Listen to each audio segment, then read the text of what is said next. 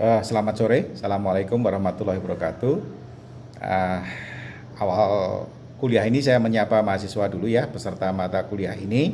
Kuliah yang saya beri nama Desain dan Rekayasa Sosioteknis. Nah, ini sore ya, di Bandung sore ya, mendung ya. Angin bertiup sepoi-sepoi, suasana sejuk.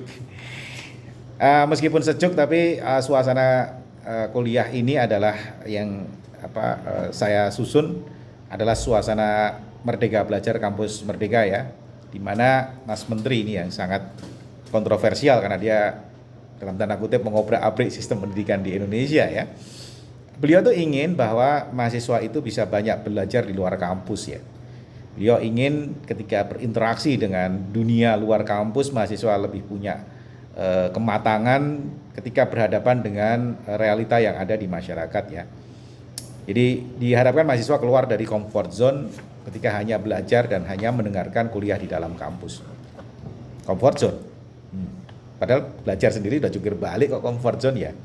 Tapi begini penjelasannya, memang ketika belajar di luar kampus atau berinteraksi dengan masyarakat, kita akan lebih banyak belajar ya, menghadapi tekanan, menghadapi tantangan, terlibat dalam real problem, itu akan lebih banyak belajar daripada ketika hanya duduk di kelas ya, mendengarkan ceramah, mengantuk ya, ya bikin tidur ya kuliah. Kadang-kadang kuliah membosankan, bikin tidur. Ya lebih baik langsung terjun ke masyarakat dan belajar langsung, itu jauh lebih efektif dan jauh lebih membuat bukan hanya mahasiswa tapi siapapun bisa belajar. Namun nggak gitu-gitu juga ya, tapi karena gini, kadang-kadang kalau orang ke masyarakat pun kalau tidak punya suatu framework ya, kita juga nggak dapat apa-apa ya. Kita hanya jadi gaul, bikin event, selebrasi sana, selebrasi sini, yang sebenarnya tidak produktif gitu ya. Jadi ketika tanpa ada satu framework yang memadai, maka bisa jadi aktivitas sosial menjadi sesuatu yang liar ya, apalagi anak-anak mahasiswa yang masih muda gitu ya. Dan tidak memberikan dampak belajar baik buat mahasiswa sendiri atau pada masyarakat di mana mahasiswa itu belajar.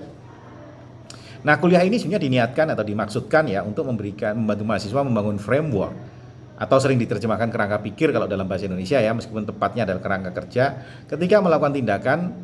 Misalnya ya, khususnya ketika mengadakan Merdeka Belajar dan bergaul langsung dengan masyarakat ya. Nah, framework yang akan diantarkan dalam kuliah ini bisa digunakan mahasiswa dalam 3 hal. Pertama adalah tentu untuk memandu ketika dia bergaul dengan masyarakat ya.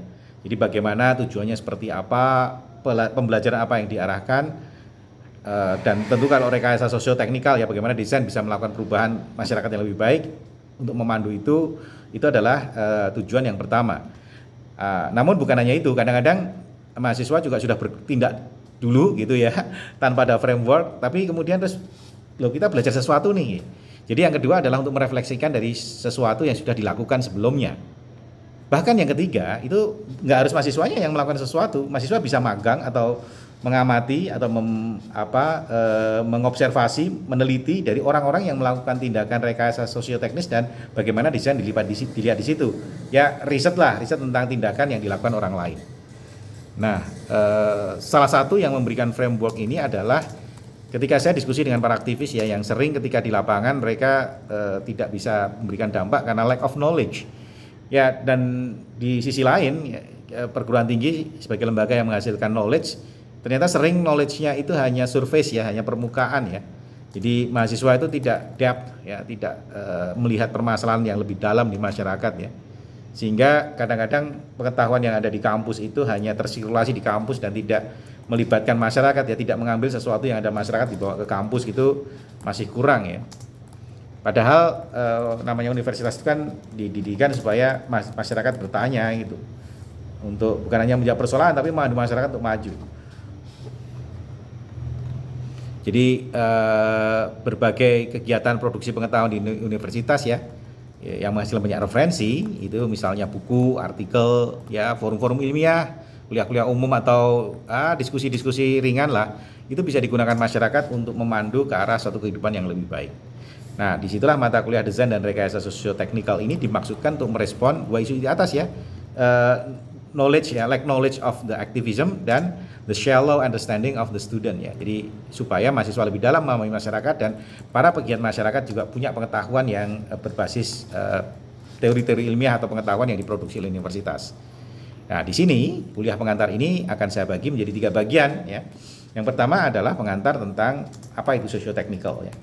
Dan yang kedua adalah desain ya, disiplin ilmu saya ya, dari desain arsitektur atau desain build lingkungan binaan, build environment design itu, tapi dilihat dari perspektif sosioteknis ya.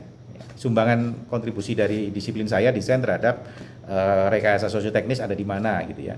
Dan yang ketiga adalah tentang metode pembelajaran ya, di mana pendekatan sosioteknis itu bukan hanya sebagai konten kuliah tapi juga menjadi metode pembelajaran dari kuliah ini.